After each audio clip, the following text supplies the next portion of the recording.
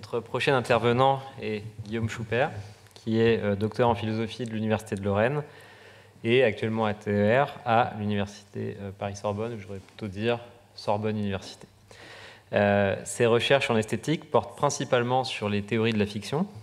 Il est l'auteur d'une thèse consacrée à la philosophie de Kendall Walton, qui a été publiée aux presses universitaires de Rennes en 2021 sous le titre « Retour à la mimésis, la philosophie de Kendall Walton ». Il a également co-dirigé avec Christophe Bourriaud l'ouvrage « Perspectives philosophiques sur les fictions » paru chez Quimé en 2016. Son exposé s'intitule « Les horreurs du pluralisme esthétique ». Merci. Je tiens à remercier pour commencer le professeur Tincelin ainsi qu'Alexandre pour avoir organisé ce colloque et m'y avoir convié. Je me sens profondément honoré de me trouver dans cette institution, devant une assemblée si savante, et de prendre part à un colloque sur une notion aussi centrale, il me semble, pour l'esthétique contemporaine. Mon propos sera certainement plus modeste que celui des autres conférenciers qu'on a pu entendre jusqu'ici. Pour me faire comprendre au mieux par tous, j'adopte le dispositif suivant. Je vais parler en français, mais il y a normalement des handouts qui circulent en langue anglaise. La présentation visuelle est également en français, et il y a des références paraphées au handout pour qu'on puisse articuler un petit peu le suivi. Très bien. La conférence se nomme « Les horreurs du pluralisme esthétique ». Le titre est fanfaron. Je ne pense pas que le pluralisme esthétique soit quelque chose de terrifiant ou effrayant. Au contraire, je vais proposer de le défendre. Or, pour ce faire, je vais vous proposer une étude de cas. Nous nous pencherons ensemble sur le fonctionnement esthétique du film horrifique « Massacre à la tronçonneuse ». Alors, il faut prendre le titre, bien sûr, avec ironie. Alors, allons-y. Le pluralisme esthétique, au sens où je vais l'employer ici, est composé, on pourrait dire, de deux thèses sur les propriétés esthétiques et sur la manière dont elles nous apparaissent. Il est possible de séparer donc un pluralisme esthétique descriptif et un pluralisme esthétique ontologique. Le pluralisme descriptif est la thèse selon laquelle il existe des descriptions esthétiques concurrentes, mais également correctes d'une même œuvre, alors que le pluralisme ontologique est la thèse selon laquelle une œuvre ne possède pas un ensemble fixe de propriétés esthétiques, mais une pluralité d'ensembles de propriétés esthétiques. Le principal objectif de mon intervention est de défendre le pluralisme esthétique descriptif. Si ce but est atteint, ce pluralisme-là paraîtra comme un phénomène plutôt commun qu'il faut expliquer, et ce, qu'importe l'option ontologique que l'on préfère. Pour le dire autrement, ce que j'ambitionne de faire, c'est de montrer qu'il existe un pluralisme esthétique qui n'est pas si terrible, dont un réaliste à l'égard des propriétés esthétiques pourrait presque s'accommoder. Je n'aborderai le pluralisme ontologique que rapidement, peut-être honteusement rapidement, en conclusion, pour le présenter peut-être comme l'option ontologique qui paraît a priori la plus évidente. Alors, je commence par une remarque liminaire. Une description esthétique ici, c'est l'attribution d'une qualité esthétique à une œuvre. Les concepts esthétiques concernés sont exemplairement ceux que Sibley a mis au jour. Alors, je ne vais pas suivre le conseil de Maud et je vais rester très libéral avec ce que j'entends par là. Donc je reprends les exemples bien connus que propose Sibley, donc quelques termes esthétiques: unifié, équilibré, laid, vivant, tragique, triste, criard, insipide, élégant. Et je vous ai également mis quelques expressions: présenter un contraste significatif, construire une tension, maintenir en un même tout, transmettre un sens de quelque chose, et ainsi de suite. Par contre, pour mon exposé, je vais ignorer pleinement le concept de beauté. La raison de cela est que je veux éviter un amalgame. Le pluralisme esthétique n'est pas un relativisme esthétique. Ce que je vais défendre, le pluralisme esthétique, donc, celui que je vais présenter, n'implique donc pas qu'il existe des descriptions de la beauté d'une même œuvre qui soit incompatible et pourtant également correcte. Faire sans le concept de beauté permet de se prémunir, je crois, de certaines accusations de relativisme culturel ou individuel. Alors une telle décision n'est pas purement arbitraire. Le concept de beauté est suffisamment différent des autres concepts esthétiques, je crois, pour le justifier. Pour reprendre la distinction de Bernard Williams, beau est certainement un concept fin, comme bien par exemple, en ce qu'il indique un mérite esthétique. La plupart des concepts esthétiques ont aussi une dimension évaluative, mais contrairement au concept fin ou au concept épais traditionnel comme être courageux ou être brillant, ils n'ont pas une valence, une polarité axiologique propre. Être courageux, c'est toujours une vertu, en ce sens. Au contraire, être poignant, gracieux, vivace, n'est pas toujours la marque d'un mérite esthétique. Et c'est une idée qui a été introduite, je crois, par l'exposé de Claudine Cercelin hier. Donc pour prendre quelques exemples, il me semble qu'il peut être hors de propos d'être poignant, et on peut critiquer une œuvre pour le traitement gracieux qu'elle fait de son sujet. Par exemple, dire d'un morceau de punk qu'il est harmonieux et reposant, ce n'est pas lui faire un compliment. De même, la laideur, qui n'est pas tout à fait la négation de la beauté, peut indiquer un mérite esthétique. Et pour entrer dans le thème, je vous ai joint une citation d'un critique de film dont je reparlerai et qui va m'aider dans mon trajet à travers Massacre à la tronçonneuse. Et donc Robin Hood dit la chose suivante: Massacre à la tronçonneuse est cru, brutal, conçu sans moyens, de manière grossière, avec une équipe inconnue et dépourvue de talent. Son esthétique de la privation et de la laideur trouve une expression positive, comparable à l'explosion d'un esprit de négation et de destruction totale. La description elle-même est assez alambiquée, mais au moins ce qui est clair, c'est que les concepts esthétiques de laideur, ici, sont utilisés, qui sont habituellement utilisés avec une valence négative, sont ici utilisés positivement. Ils décrivent un mérite, ce qui est précisément mon point. Le pluralisme esthétique, parce qu'il ne concerne pas des termes ayant une valence déterminée, n'est donc pas un relativisme esthétique, au sens où il n'implique pas qu'il soit également vrai qu'une œuvre soit esthétiquement méritante et qu'elle soit esthétiquement désastreuse. Alors, je suppose en note qu'il y a d'autres concepts esthétiques qui poseraient le même problème que le terme de beauté. Peut-être qu'un concept esthétique comme puissant désigne toujours un mérite. Hein. Donc, peut-être que mon exposé doit les écarter également. Très bien. Alors, j'avance directement à une première formulation de l'argument que je souhaite étayer par la suite pour le pluralisme esthétique. Et donc cette première formulation est assez imprécise, mais elle va nous donner une idée générale de l'endroit vers lequel je vais tenter de me diriger. Alors, l'argument est le suivant.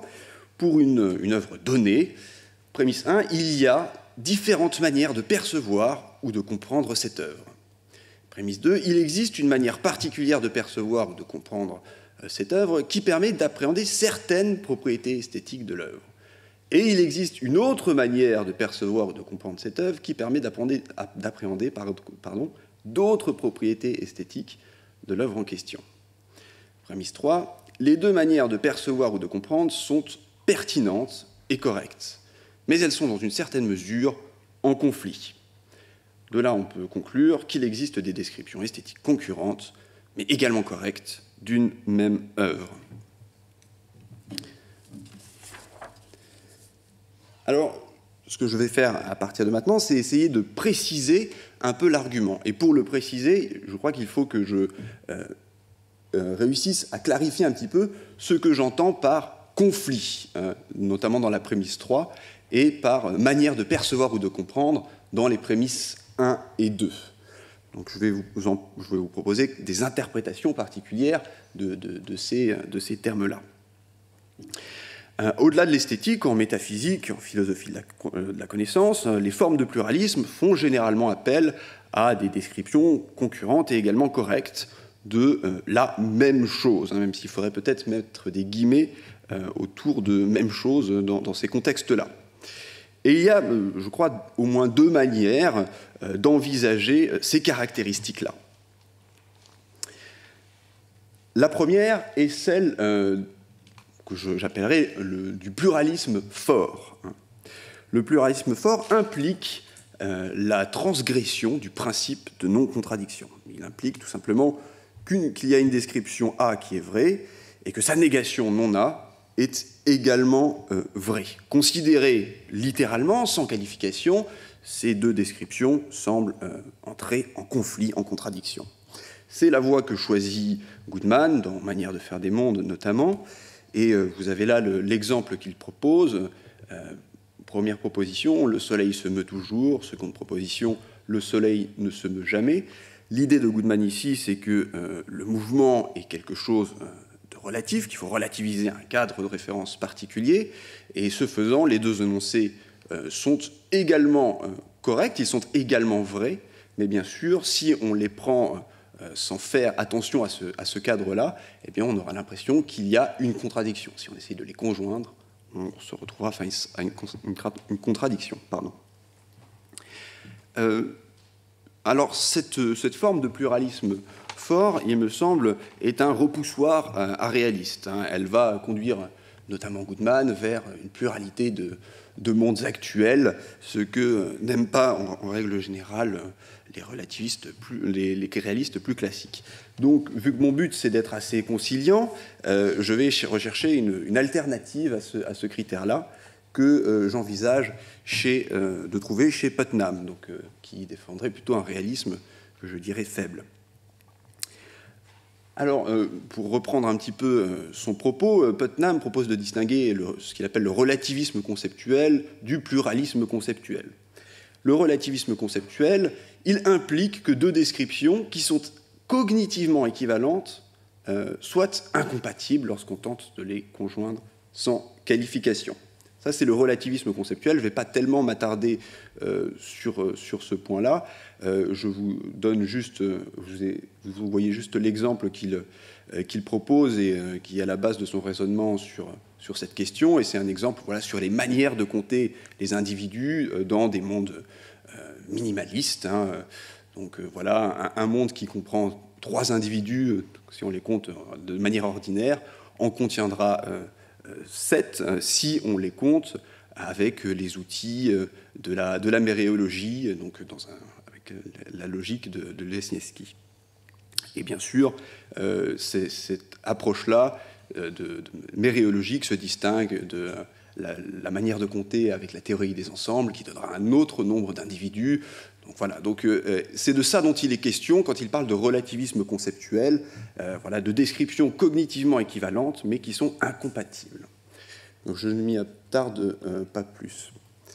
Ce qui m'intéresse un peu plus, c'est ce qu'il appelle le pluralisme conceptuel, qui lui implique 2 descriptions compatibles, mais qui ne sont pas cognitivement équivalentes. Alors pour expliquer ce point-là, il prend l'exemple d'une pièce qu'on tenterait de décrire dans ce qu'il appelle le langage optionnel de la physique fondamentale ou dans le langage optionnel, disons, du vocabulaire ordinaire.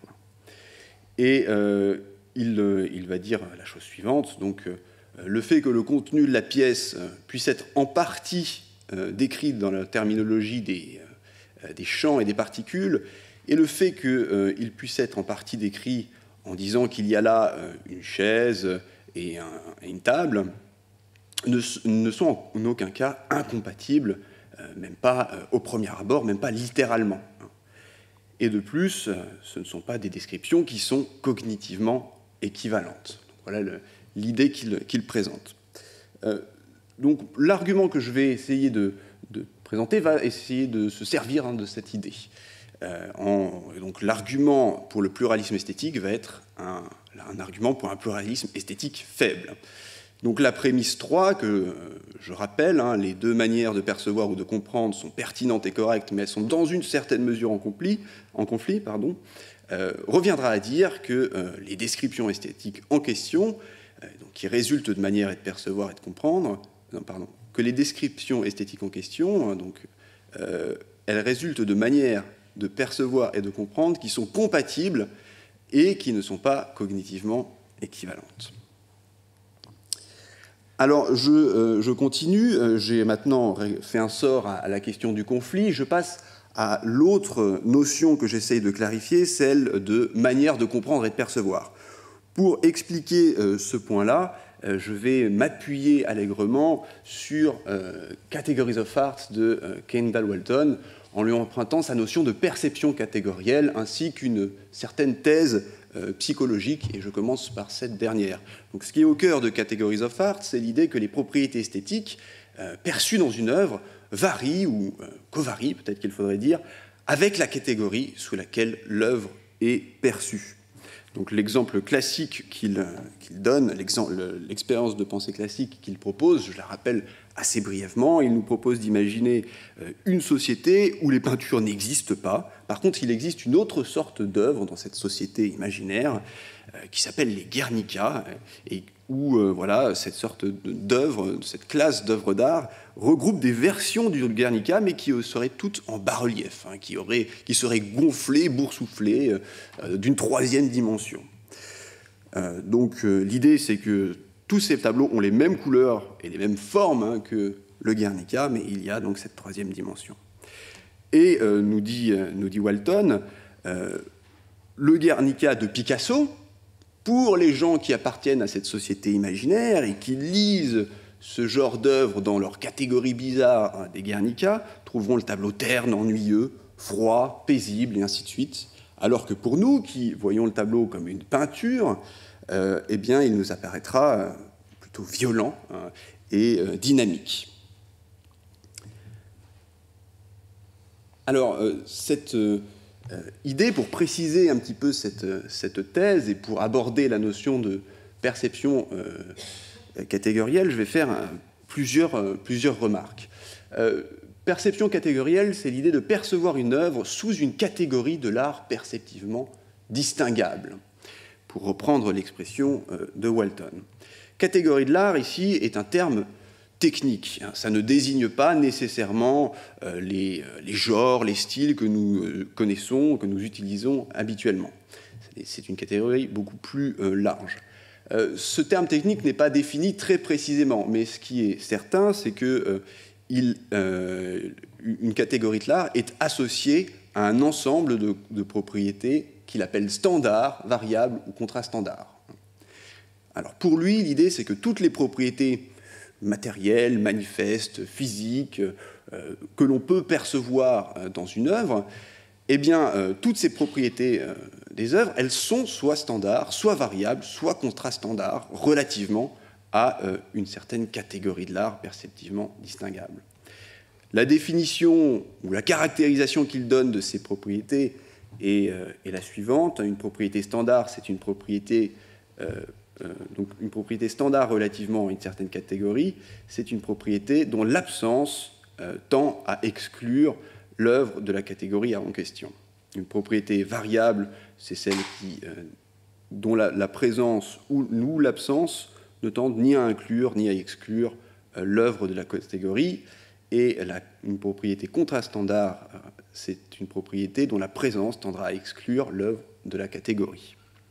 Donc l'idée très générale, pour reprendre le cas du Picasso, le cas du Guernica de Picasso, hein, très rapidement, c'est que la platitude, la bidimensionnalité de l'œuvre, c'est une propriété qui est standard pour la catégorie des peintures, celle dans laquelle nous lisons l'œuvre. Par contre, cette bidimensionnalité, cette platitude, elle est variable relativement à la catégorie étrange des Guernica de la société imaginaire. À l'inverse, les figures et les couleurs, leur agencement particulier sur la toile, tout cela est variable pour nous, qui lisons encore une fois l'œuvre dans la catégorie des peintures, alors que ces figures et ces couleurs sont standards dans la catégorie des Guernica. Pour donner un exemple encore de catégorie de propriété contrastandard, on pourrait dire que donner une impression de mouvement pour une peinture, c'est contrastandard. On n'attendra pas ça d'une peinture, par contre on peut l'attendre d'un film, hein, très certainement. Alors, je fais un certain nombre de précisions, ce que je vais essayer de faire d'ailleurs assez rapidement. J'admets disons, dans ces propriétés standards, variables et contrastandards, des propriétés représentationnelles, ce que ne fait pas Walton, et je vais avoir besoin de ça. C'est-à-dire que je vais dire que, par exemple, être l'image d'un monstre, ça peut être variable, standard ou contrastandard. Deuxième point, je crois qu'on peut lire chez Walton une certaine approche constructiviste, on pourrait dire, des catégories de l'art. Un critique, nous dit-il, sensible ou non, peut facilement inventer des centaines de nouvelles manières de percevoir une œuvre, de nouvelles manières de catégoriser les arts. Alors l'idée très générale, c'est que pour n'importe quel ensemble de propriétés standards, variables et contrastandards, il y a une catégorie qui a toutes les propriétés standards, toutes les propriétés variables et toutes les propriétés contrastandards de cet ensemble et aucune autre. Et il y a en gros une catégorie pour un ensemble de propriétés variables, standards et contrastandards. Je continue pour parler maintenant du second aspect de la perception catégorielle, l'idée de percevoir une œuvre sous une catégorie.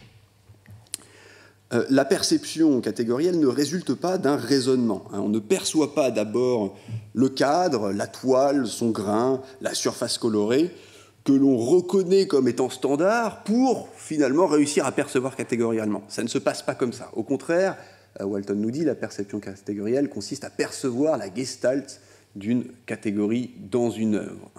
Donc toutes ces catégories et ces propriétés standards, eh bien, elles sont combinées dans une simple qualité gestalt. J'ajoute que la perception catégorielle va s'accompagner d'une certaine phénoménologie assez spécifique. Je n'ai besoin de mentionner pour mon propos que la phénoménologie associée aux propriétés contrastandards. Une propriété contrastandard, lorsqu'on la rencontre, eh bien, c'est une propriété qui nous paraîtra choquante, déconcertante, frappante, agaçante. Donc, percevoir une propriété contrastandard, ça a un impact véritablement phénoménologique, expérientiel, assez spécifique. Voilà pour ce point. Cela me permet de préciser donc les prémices 1 et 2. Prémisse 1, il y a différentes manières de percevoir ou de comprendre W. Il faut comprendre par là qu'il est possible de percevoir une œuvre sous différentes catégories de l'art. Prémisse 2, les propriétés esthétiques appréhendées varient avec la manière de percevoir ou de comprendre l'œuvre. Eh bien, les propriétés esthétiques perçues dans une œuvre varient avec les catégories de l'art sous laquelle l'œuvre est perçue. Alors, l'argument général auquel je parviens est le suivant. Alors, il n'a pas vraiment la même forme logique que l'argument imprécis, mais je crois qu'on le reconnaîtra tout de même. Il comprend d'abord un certain nombre de ce que j'appellerais des conditions putnamiennes. Donc, il faut prenons une œuvre W particulière, ainsi que deux propriétés esthétiques, de telle sorte que l'œuvre perçue sous une catégorie C1 apparaît comme ayant une propriété esthétique P. Prémisse B, cette même œuvre perçue sous une autre catégorie de l'art C2 paraîtra comme ayant une propriété esthétique Q. Et prémisse C, P et Q, donc les deux propriétés esthétiques ne sont pas incompatibles, et les deux descriptions A et B ne sont pas des descriptions cognitivement équivalentes. Voilà pour les conditions putnamiennes. Il me semble que ces conditions putnamiennes ne suffisent pas à elles seules pour mon propos. En fait, si je reprends rapidement, il me semble qu'elles sont même trivialement satisfaites par la plupart des œuvres. Donc, par exemple, le Guernica de Picasso est violent en tant que peinture et il est froid en tant que dans la catégorie bizarre des Guernica. Violent et froid sont apparemment assez compatibles, comme ce sont des propriétés compatibles. Et vraisemblablement, les deux descriptions, être violent et être froid, ne sont pas cognitivement équivalentes. Donc, voilà, il est assez facile de satisfaire à ces choses-là. Il me semble qu'il faut, pour adresser ce problème, ajouter un certain nombre de conditions. Dans disons, l'exemple que Putnam prenait, celui du langage de la physique fondamentale et du langage des tables et des chaises, il y avait implicitement l'idée que les deux langages sont suffisamment distincts l'un des autres. Il y a une démarcation assez claire entre ces deux cadres de référence-là. Et la condition de structure essaye disons, de transférer un petit peu cette idée au cas qui nous intéresse.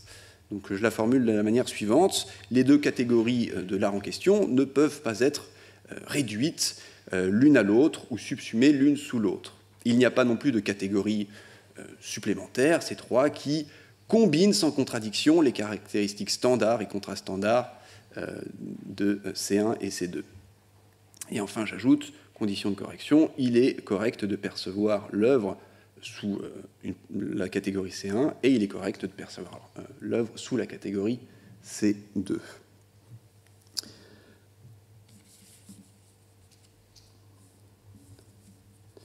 Très bien.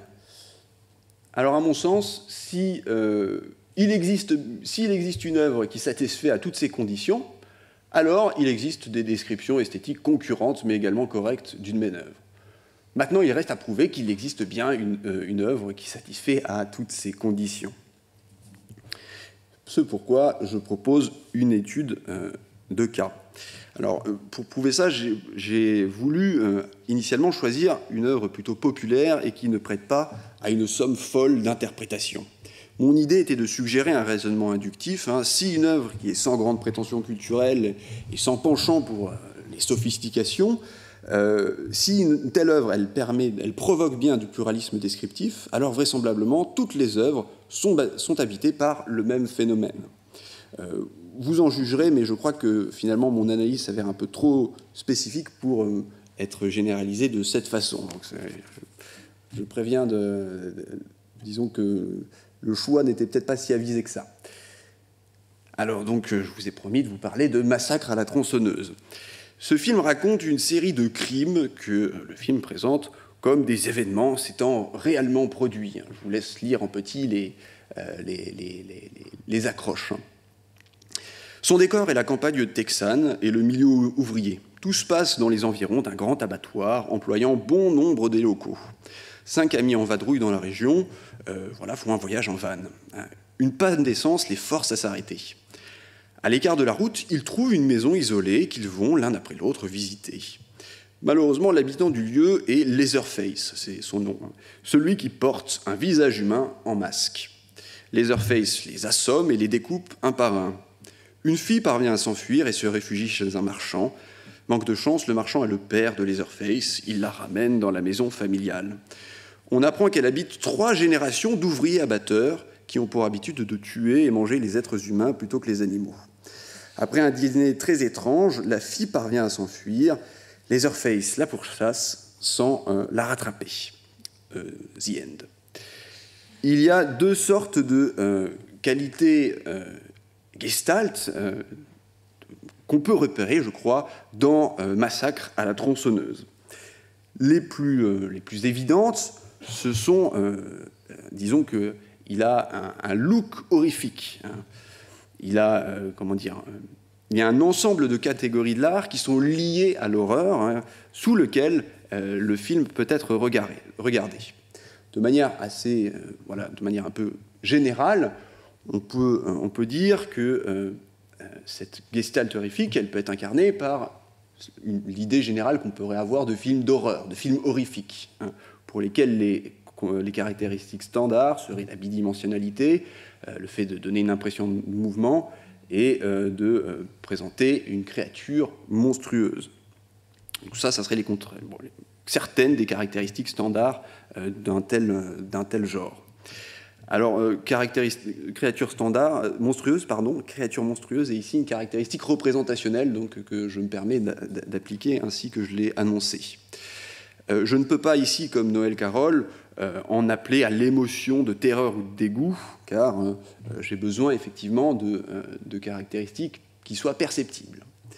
Alors dans cette catégorie, on va retrouver d'autres membres, et en les comparant à eux, il me semble que Massacre à la tronçonneuse paraîtra cru et brutal. C'est assez évident si on compare le film à un autre film comme La Féline de Jacques Tourneur, où disons que le monstre il se trouve toujours hors champ, se trouve toujours dans l'ombre, il est extrêmement discret, on pourrait dire, presque invisible, et c'est de là que l'horreur vient. Donc face à un film comme cela, un film comme Massacre à la tronçonneuse paraîtra vraiment cru et brutal et direct. Par contre, à côté d'un film comme Shining, qui repose sur une mise en scène, un sens de la composition assez millimétré, si on pense, je sais pas, à la séquence de l'ascenseur ou à celle de l'apparition des deux jumelles fantômes, eh bien, les moyens que déploie Massacre à la tronçonneuse paraîtront non pas sophistiqués, mais à l'inverse plutôt frustes.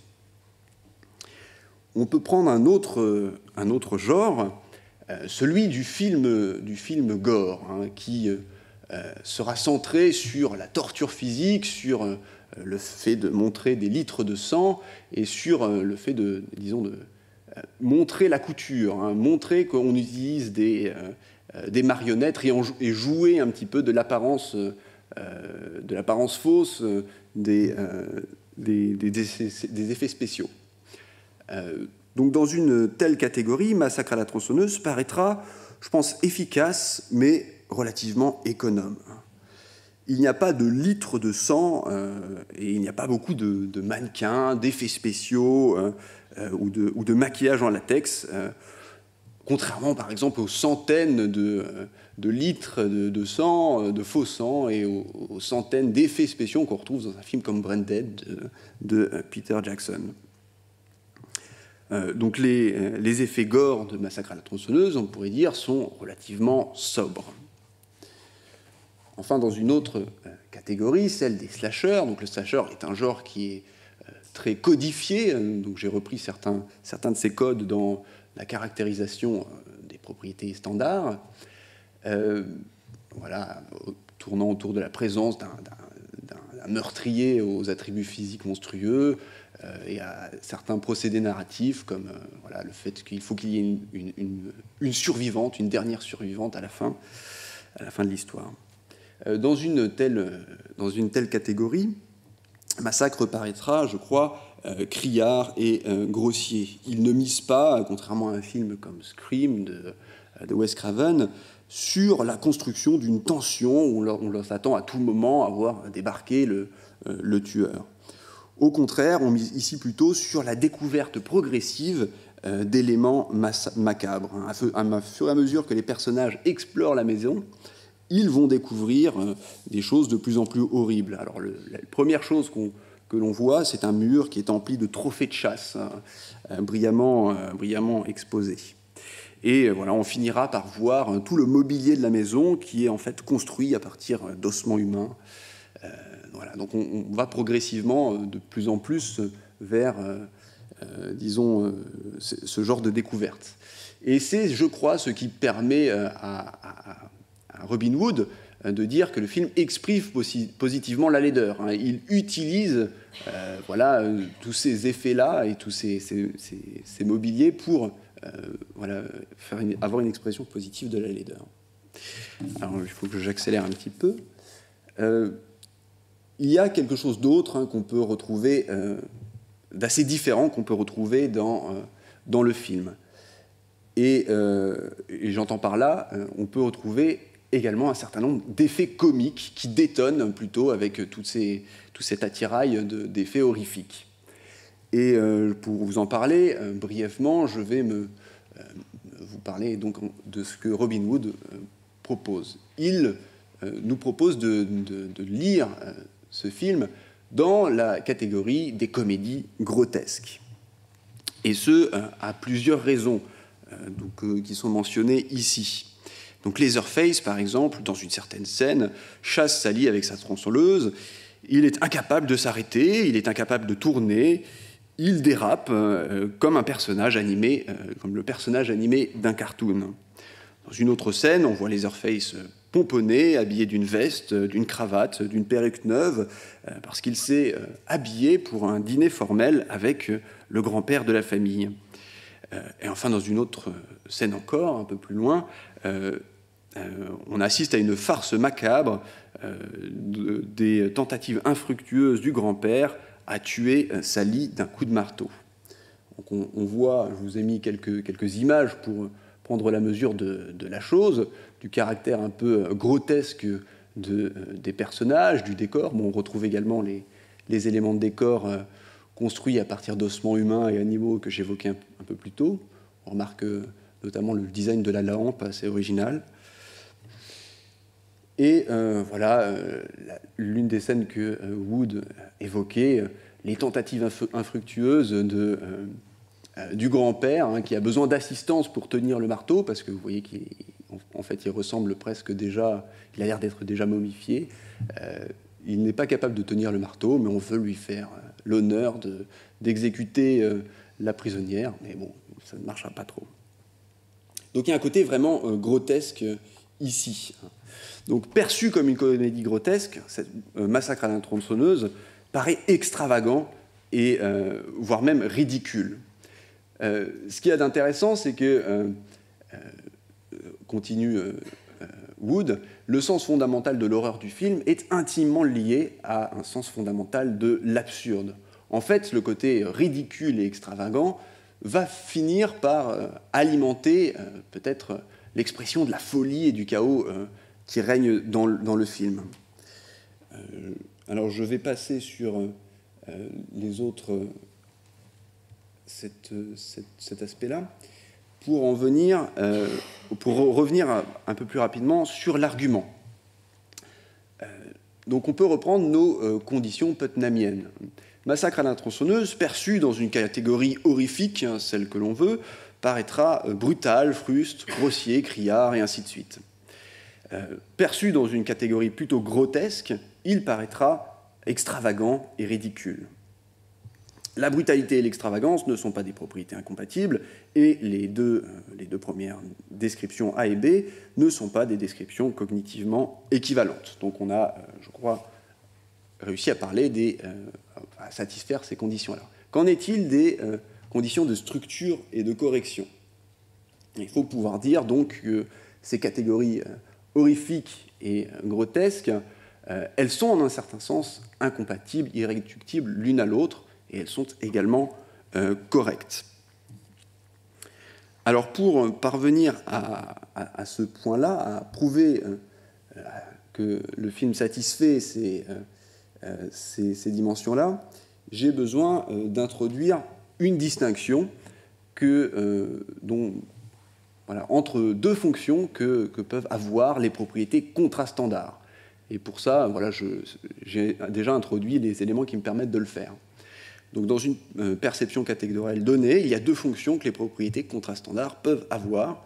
Cette fonction, elle peut être esthétique, donc les propriétés contrastandards, elles peuvent influer sur les propriétés esthétiques perçues en vertu de leur phénoménologie subversive, en vertu du fait qu'elles soient choquantes, déconcertantes et agaçantes. Et elles peuvent également avoir une fonction catégorielle, notamment précisément en vertu de la définition de la propriété contrastandard. Donc elles conduisent à un ajustement des catégories sous lesquelles l'œuvre est perçue. De là, je tente de construire une première catégorie, celle de slasher réaliste, qui reprend un petit peu ce qu'on a vu précédemment, mais qui ajoute comme propriété contrastandard l'idée de posséder des figures cartoonesques ou grotesques, ou d'avoir recours à des gags visuels. Il me semble que le film vraiment pourrait relever de cette catégorie-là, au sens où, on l'a vu, il s'annonce lui-même comme une histoire vraie, ce qu'il n'est pas, c'est une publicité mensongère. Voilà, sur l'affiche, on lit « Ce qui est arrivé est vrai, non, what happened is true, now the motion picture, that's just as real ». Donc voilà, on essaye d'avoir un slasher réaliste. Mais de fait, le film comprend un certain nombre de figures cartoonesques et grotesques. Et je crois que Ici, hein, le fait de posséder quand même ces propriétés, d'avoir quand même ces propriétés contrastandards, ça a un fonctionnement catégoriel. Ça nous pousse à réviser la manière dont on lit l'œuvre, hein, les catégories à travers lesquelles on la lit. Donc on passe sous une autre catégorie construite également à partir de celle qu'on a vue précédemment, celle de comédie grotesque, que j'appellerais candide. Cette catégorie elle est plutôt similaire à celle que j'évoquais précédemment. Par contre, elle a comme propriété contrastandard le fait d'avoir des figures macabres et des pratiques cannibales. Pour moi, l'idée de mettre ces propriétés contrastandards dans cette catégorie et de dire que le film correspond bien à une telle catégorie, ça tient au fait que, voilà, comme certains critiques l'ont dit, le film est un cauchemar sans pause. Hein. Même les relâchements humoristiques sont pénibles. Donc si le film appartient à la catégorie des comédies candides, en fait, les blagues sont annulées, elles sont minées au moment le plus important. Les chutes ne sont pas spécialement agréables. C'est en ce sens-là que la monstruosité des personnages, des figures macabres, est contrastandard pour un tel genre. Et donc ça, c'est le fonctionnement esthétique ces propriétés contrastandards ont un fonctionnement esthétique. Au sens où, voilà, je crois que ça permet d'expliquer un petit peu ce que Wood disait un peu plus tôt. Hein. Donc il n'y a pas de catégorie qui combine sans contradiction les caractéristiques standards et contrastandards du slasher réaliste et du grotesque candide. Précisément, il y a un conflit entre les deux. Par contre, ce conflit, c'est précisément ce qui permet à Massacre à la tronçonneuse d'exprimer une certaine folie, un certain chaos. Et il me semble encore une fois que ces deux catégories, ou des catégories, disons, voisines, qui reprendraient au moins le conflit que j'ai évoqué, eh bien, ce sont des catégories qui sont correctes, que l'on ait des critères de correction qui soient historiques, hédoniques, intentionnels ou explicatifs. Je crois qu'il faut que je conclue rapidement. Je vais conclure en disant que l'argument marche, que tout est très bien, et je vais laisser le temps à la discussion, peut-être pour parler de l'aspect ontologique, sur lequel je n'ai pas eu le temps de m'étendre. Je vous remercie.